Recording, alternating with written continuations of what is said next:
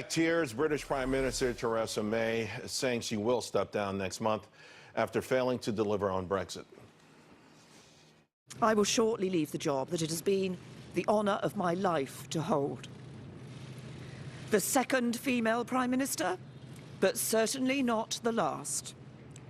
I do so with no ill will, but with enormous and enduring gratitude to have had the opportunity to serve the country I love.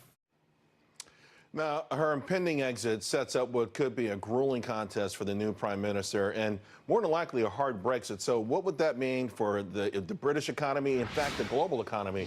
Let's bring in Fox News contributor Liz Peek and from the National Taxpayer Union senior fellow Mattie Duppler. Liz, let me start with you. It feels like right now Boris Johnson is leading amongst the bookies and everyone else. He's the favorite, and it's already being said if indeed he's the one, they're going to have a hard Brexit, a no-deal Brexit, but they will deliver on the promise that the British people got. You know, they went to the polls, they voted on this. What does that mean? Because we heard the horror stories about hard Brexit for 2 years. Yeah, I mean, it is amazing that 3 years have gone by and basically nothing has happened. So I think the voters who voted for Brexit really now demand action. It won't happen until this fall. And I would say that what's in terms of the economic outcome, an awful lot of companies have already positioned themselves for Brexit. You know, a lot of the financial firms have moved to Germany or France or Ireland or whatever. I think there will still be some reverberations if this actually happens without any customs union and so forth.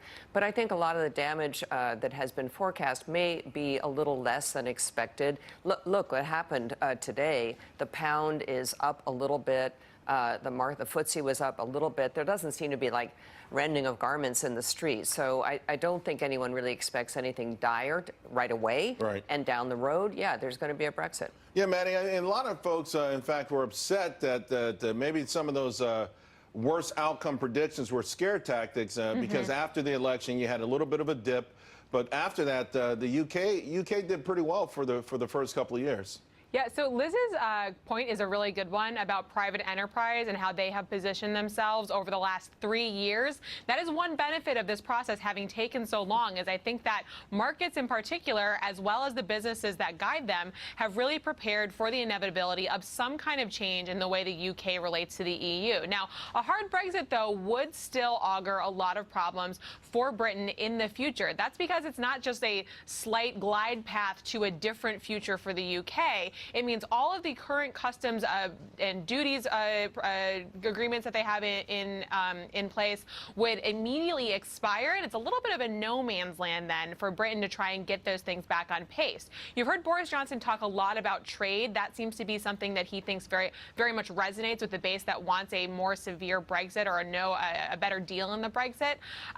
The question is, though, is whether or not the EU would be willing to talk trade if none of these other mechanical issues of Brexit have been solved. And if there's a withdrawal without any kind of agreement in place, the EU has been very clear that they don't want to talk about trade or getting any of those economic components settled, and that could create a lot of problems for Britain. They may not have a choice, although America will want to talk trade. Absolutely. President Trump will arrive and he'll want to talk trade. And so the UK could have a good chance of signing the Brexit.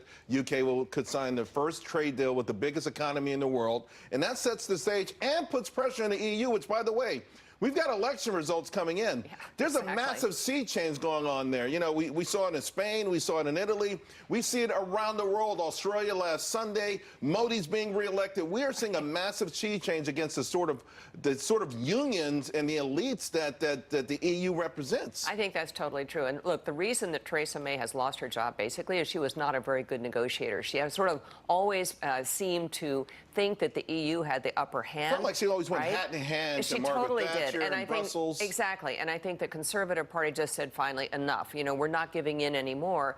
Look, if they do a big trade deal with the U.S., the EU is going to be kind of left out, hanging out to dry. And to your point, the elections going forward on EC membership and the Parliament or whatever, those really don't bode very well right now for European unity.